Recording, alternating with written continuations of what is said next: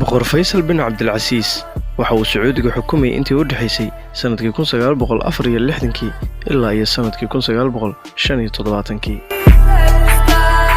waxa uu ahaa mid ka mid ah rugcadayaashii ugu caansanaa ee Carabta soo maray. waxa uu caan ku ahaa mowqifkiisa dhiirigelinta kuwaas oo looga soo horjeeday gumeystayaashii xoogga ku haystay dalalka Carabta.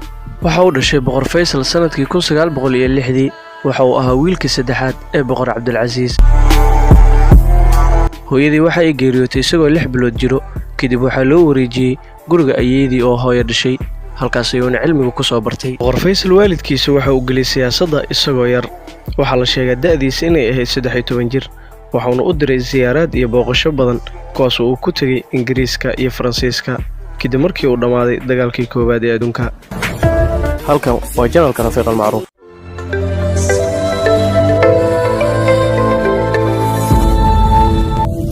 Amir Faysal waxa uu ku biiray ciidanka xoogga ee dalka Sacuudiga, waxaana hogaamiye ka noqday gobolka Casiir. wuxuu dagaal ku qaaday gobolka Xijaaz sanadkii 1925 isagoo xilligaas la sheegay da'diisa inay ahayd 19 jir. Amir Faysal waxa ay geesinimadiisa indhaha caalamka soo jiidatay markii laga dhigay wasiirka arrimaha dibadda ee dalka Sacuudiga. waxa uu xiriirka u jiray waddanka Mareykanka kadib markii qaraar ay qaramada midoobay ku soo saareen in dhulka Falastiiniyiinta laga sameeyo 2 dawladood. markii uu geeriyooday boqor Cabdilcasiis oo ahaa Faysal aabihiisa, waxaa la wareegay boqornimada walaalkiisa Sacuud. Faysal waxaa laga dhigay ninka dhaxal sugaha ah, wuxuuna noqday wasiirka arrimaha dibadda iyo ra'iisul wasaaraha dalka Sacuudiga. sidoo kale waxaa lagu wareejiyay wasaaradda arrimaha gudaha iyo midka maaliyadda. sanadadii ugu dambeysay Amir Sacuud waxaa ku dhacay xanuun kaas oo la awoodi waayay in uu sii wado amirnimada. waxaa la iskugu wacay dhammaan culimada iyo dadkii go'aanada ku lahaa boqortooyada Sacuudiga, waxaana amar lagu soo saaray in Amir Sacuud uu iska ahaado amiirka, laakiin wixii howlaha dhammaantooda Faysal gacanta loo geliyo. markii arrintaas lagu dhawaaqay, Amir Sacuud iyo Faysal waxaa ka dhex bilowday khilaaf, taas oo Amir Sacuud uu ku sheeganayo in Faysal uu ku tasarufayo xukuumadda. arrintii boqor Sacuud iyo Faysal waxay isku shareertay cirka. culimada iyo dadkii go'aanada lahaa dib shir kale ayay iskugu laabteen, kaas oo go'aanka ugu dambeeya lagu soo saaray in Amir Sacuud laga qaado boqornimada loona dhiibo Faysal.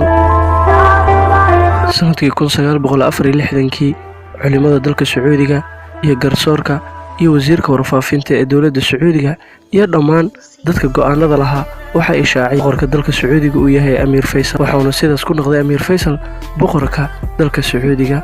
Allah u naxariistay intii boqor Faysal uu xilka hayay, waxaa lagu xusuustaa in uu ahaa nin geesi ah, qadiyadda Falastiiniyiintana nin aad ugu dagaalamo. Amir Faysal waxa uu xalliyay khilaaf isaga kala dhaxeeyay madaxweynihii Masar ee Jamaal Cabdinaasir kadib markii uu ku jabay dagaalkii 1967 oo la galay Israa'iil. boqor Faysal waxa uu taageeri doono Masar ilaa ay ka soo kabtaan dhibaatooyinkii dagaalka. boqor Faysal waxa uu baaq u diray dhammaan dawladihii Carabta in ay jiraan batroolka intii lagu guda jiray dagaalkii Oktoobar ee 1973 kaas oo u dhaxeeyay dawladaha Carabta iyo Yuhuudda. boqor Faysal waxa uu xalliyay khilaafkii kala dhaxeeyay dawladda Masar iyagoo ku midoobay qadiyadda Yaman. boqor Faysal waxa uu aad u nabcaa Yuhuudda, waxa uu xiriir ku jiray dhammaan dawladihii xiriirka wanaagsan kala dhaxeeyay Yuhuudda. sidoo kale boqor Faysal waxa uu xiriir ku jiray dawladdii Midowgii Sofiyeeti, taas oo ka hor imaanaysa sida uu arkay shareecada Islaamka. maalintii Talaadada 25 Maarso sanadkii 1975 waxaa la dilay boqor Faysal. waxaa dilay wiil uu dhalay walaalkiisa ka gadaal markii uu ugu soo galay xafiiska boqor Faysal isagoo soo qarsaday biskoolad. waxaa lagu dhuftay boqor Faysal 3 rasaasood, halkaas ayuuna ku dhintay. Allah u naxariisto boqor Faysal. ilaa iyo maanta si dhab ah looma ogo ciddii ka dambeysay dilkii boqor Faysal, balse waxaa la sheegaa in Mareykanka CIA-da iyo Ingiriiska iyo Faransiiska ay ka dambeeyaan dilka boqor Faysal, taas ay u sababeynayaan markii uu batroolka ka jaray dhammaan reer galbeedka. Allah u naxariisto boqor Faysal. waxaa lagu xusuustaa maalinkii uu batroolka jaray inuu dhahay waan noolayn, awoowayaasheenna way noolaayeen iyagoo cunaya timir iyo caano, waana u laabanaynaa haddii cunaqabatayna la saaro. haddii uu ku qanciyo videogan, share dheh, like saar, subscribe dheh channelka si innagana ay noogu noqoto dhiirigelin wax badan aan u soo saarno.